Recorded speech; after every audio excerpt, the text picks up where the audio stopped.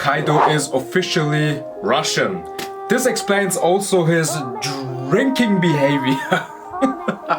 Well, no wonder the guy is so strong and the strongest ever in a 101. He's friggin' Russian, so it explains a lot. And the village where he was born, I guess, also and lived, vodka. Come on, man. I know what you're doing, Oda. You're just telling us, hey, be careful, the Russians, don't play around with them. Kaido was basically doomed to become an alcoholic, so you got that right. But also the big question here again is, do you guys believe that this is the finale and it is over with this chapter? Because at the end it pretty much seemed like, yeah, the fight is over, Luffy won, Luffy got this.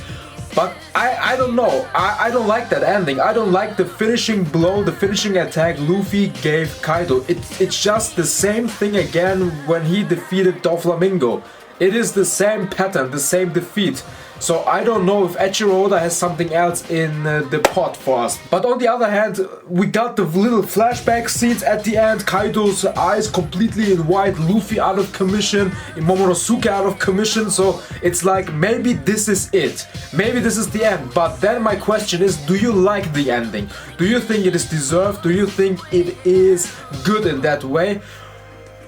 I don't know, I mean, we had the best One Piece fight ever in the series. Luffy vs Kaido is hands down the best fight in the entire series of One Piece. So, but this ending to the fight, one side I think Kaido will come back again with Awakening or something else, but my other side is telling me, hey, this is it. The fight is over, Wano Kuni is now ending. It is over. So One Piece chapter 1049 is out and it is called The World We Should Aspire To. Basically, it is also connected to the one sentence Kaido was asking Luffy. He was like, hey Mugiwara, what kind of a world do you want to create? And Luffy gave his answer where he was like, hey, I want a world where everybody can be free and everybody can eat to their heart's fullest. And he was basically just saying to him, hey, I'ma free everybody in this country from you. We start off the chapter basically where we ended, and the punch from Luffy, his god Monkey King fist gun, clashed last week with Kaido's mouth, with Kaido's magma flaming ultra dragon mode.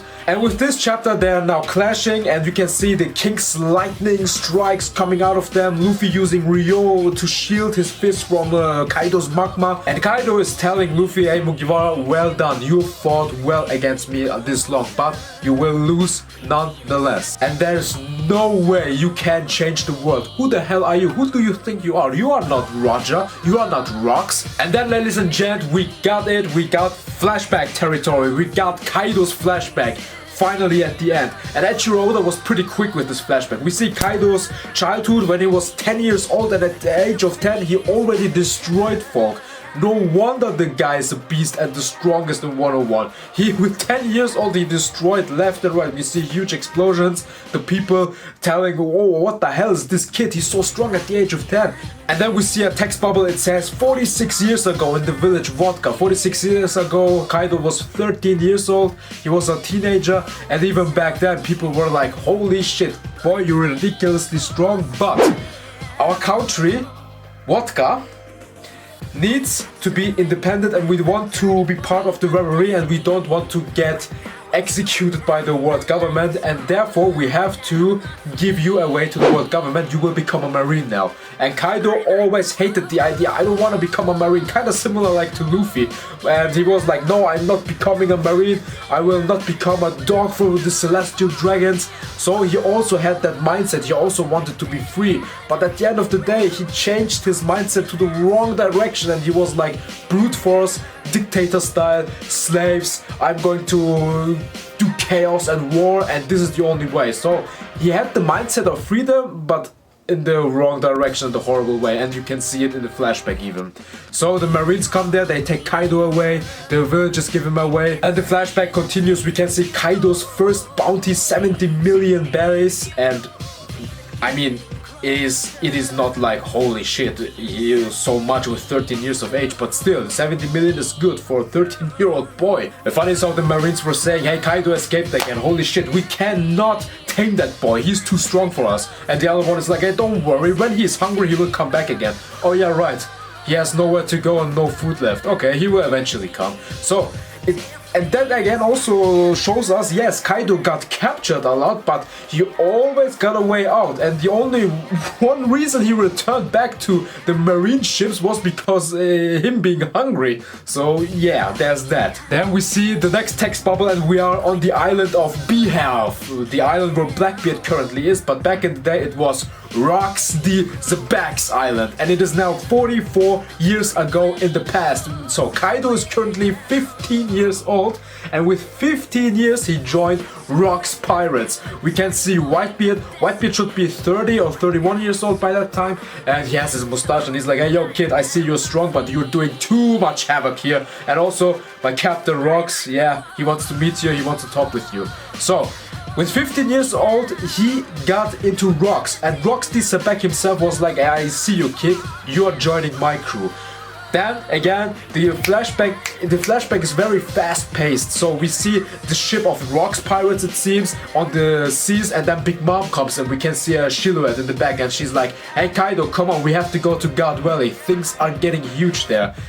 And again, Oda is teasing us. So God Valley happened 39 years ago, 38 years ago, and Kaido was 21 years old in that time. You can even see he still has not a mustache, he still does not have facial hair, he's still a young boy, but he looks fierce, he's ready, he's like, alright, let's go fight with them. Then of course we know how the story continued, the fight got to an horrible end at God Valley. I hope Eiichiro Oda flashes out God Valley once we reach laughtale. We need God Valley in the manga, and if he does not do that, Odachi, please give us your storyboard and your story of God Valley in form of a movie. Please release that. I want to see how Garp and Roger fought. And then the flashback continues and they're like, people were like, oh shit, Rocks got defeated and the marine hero Garp did it. Well yeah, him and Goldie Roger, not only Garp himself. So the flashback continues and we can see that witch from the Kurozumi clan, and she, before Kaido came to Wano, she was like, hey, 10 years ago you had a bad incident at God Valley, right? So now you can come with me, I have a better option for you, because this world needs a strong brute force just like you, Kaido.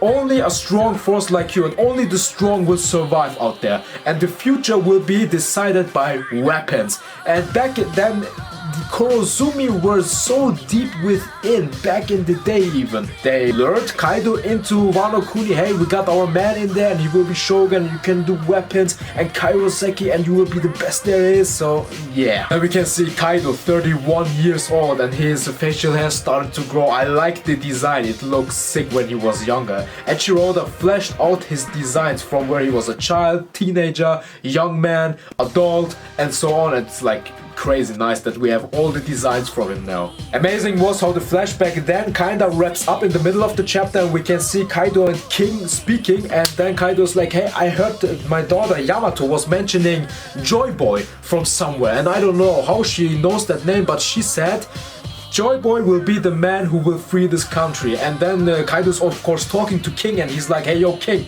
you know what this means, right? I know who JoyBoy is. And King is confused, like, whoa, what? How do you know that? Because remember, in the flashback of King, when Kaido freed King in his late 20s, and King was a child back then, he believed, hey, I think Kaido, you are JoyBoy, but no, he's not. And because now in this chapter, we can see the flashback from Kaido's perspective, and Yamato mentioned that because she got Oden's logbook, and he's like, okay, Yamato said that, so this was also kinda Oden's dream. That's why he wanted the borders of Wano to open up.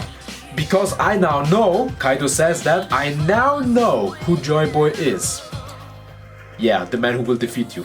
Back to present time, the clash still continues between Luffy and Kaido, and they're still going strong and they're still destroying it all. Then the other Cypher Pole Zero agent just yeeted out of there. He was like, alright, you know what, fuck all of this. I just skywalk back to the world government ships that wait outside of Wano Kuni and where Zunisha is, and he will most likely report now everything, and he will be like, yo guys, Worst Generation 1, Big Mom down, Kaido most likely down, but what do we do now? And this will get chaos into the world. The entire world will be shaken. So we see Yamato and Momonosuke. Momonosuke is still trying to hold the island and he's screaming, and Yamato is like, Momonosuke, for fuck's sake, do the freaking clouds now. Use your technique, do the clouds, man. And Momo is just screaming, you damn clouds, come out. Well, it needs to be a little bit dramatic because at the end he manages to do it. We see the people of the Flower Festival, they are partying. We see inside of the castle, we can see Kid and he is hearing a noise. The samurai, Kawamatsu, the other pirates, the alliances, they are all hearing noises, and then the waters of Zoo comes in there. And I tell you what, Devil Fruit users hate this trick. All the Devil Fruit users got flashed away by the waters, and it's funny as hell if you think about it. You have all of them getting flooded. You got even Apu and number 1 there. You can see Law, Beppo is already in. The Beast Pirates are there. Raizo and Jinbei is still controlling this shit.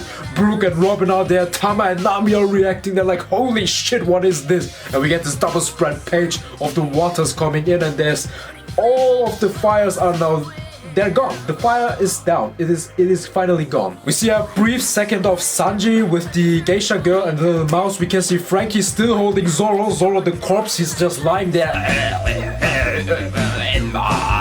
Basically like that. And then we got a beautiful shot. Denjiro, after cutting that Orochi's last head and he's burning, we can see him how he is burning there. It looked fucking beautiful. Denjiro is coming in there. He's taking Hiyori under his arm, he's hugging Hiyori, and he's like, my princess, it has been 20 years. You have endured 20 years of pain and hate. Now you can let go. You have now relief. Let go. You have done so well. Now imagine this, get this in your head. You are besides a person who killed your entire family. And you have to fake an identity and everything else and serve that piece of shit of a person or whoever that was. And you have to be in stealth mode for 20 years. And you have to take this hatred, this fury, this anger within you for 20 years. This is damn near impossible to do. So no wonder he got the last kill. Deserved. The punch from Luffy's monkey god fist gun was so immense that Kaido's flames around Onigashima disappeared now. Kaido's last resorts of stamina most likely disappeared just like that. So the island is falling and everybody inside can feel it. Momonosuke sees it, Yamato is screaming, it's over, the island is falling, shit, we've lost. And in that moment we can even see Kaido and Luffy, they are still struggling at each other, and it looks like it's over. And then Kaido asks Luffy, hey Mugiwara, what kind of a world do you want to create? Why are you fighting? Who do you think you are? What is it, huh? And Luffy is just basically telling him, hey, I want to create a world where every single one of my friends and everybody in this island of Wano Kuni can eat to their heart's fullest and they can be happy to the end of their lives. And whilst he says that, we can see Momonosuke finally creating the clouds, and the clouds look thick and it covers the entire island, so he finally holds the island. He managed to do that, and by that time the island is already gone to a bit to the side, so Luffy has no full range to punch Kaido down, and he does the exact same thing he did with Doflamingo. Luffy punched through with his Ryo and advanced King's Haki. He broke Kaido's Magma Fire Dragon form, Kaido's Ryo, and Kaido's King's Haki. Luffy's Haki in the entire overall and his awakening with Gear 5 broke and beat Kaido. He punched him so hard down that Kaido still is going down. He's still created a tunnel and he's still going downstairs. This is the strongest punch Luffy has ever given somebody. And it is his strongest attack to this date.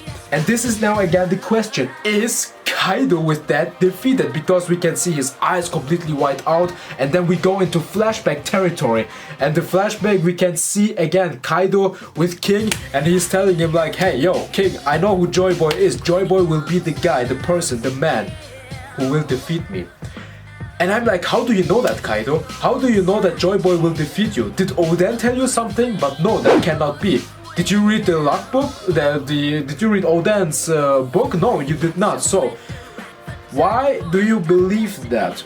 Did Roxy Sebek tell you something about JoyBoy? Did you learn something else? Maybe he learned something in the poneglyph at Wano Kuni. Maybe there was a hidden poneglyph that said, yes, the day will come, a tyrant will rule over Wano Kuni, but he will be defeated by a joyful person or something like that. Maybe he read that, but it's just a question. How do you know that, Kaido? And whilst you're asking that, the flashback is incorporated with present time and Kaido is just spinning and he's going down. Explosion, he's completely wide-eyed. He's still in his dragon form, by the way. He's not transformed back into his only human form. He's still in his dragon form and he's going down. And the island was landed safely by Momonosuke. Momonosuke is out, he has no more stamina left, and interesting enough, he is also in his dragon form and not reverted back. Luffy is still in his awakened Gear 5 form and he's going down. Most likely Luffy's Gear 5 will be completely out with next chapter and he will be in his normal form and lying there out of commission and all. But guys, is Kaido defeated? Yes or no? I'm split. But one part says, yes, it's over, we got the flashback of Kaido, we got the final lines of Kaido and he got punched down. The heavenly ruler brought down to earth, just like his little minion Doflamingo, and now Doflamingo's big boss Kaido, the baddest MF in the story, he got defeated like this. Or my other side tells me, well, yes, he is out of commission, he is defeated, but he will come back. He will come back with awakening a little bit stronger, I don't know, something else will maybe happen. So it's kind of a split thing, but it could be the case that this is it. So we are reaching the finale of Wano Kuni. Holy crap. So guys, now it's your turn. Write down in the comments what you thought of this amazing chapter. The chapter was phenomenal in my opinion. And we had Kaido flashback. The guy's from Vodka. The guy's Russian. It's amazing. What do you think? Is Kaido down? Yes. Is Kaido down? No. Why? Write it down, please. Leave a like, leave a comment, share this. Gonna catch you guys next time. Next week there will be a break. So until then, take care. Bye.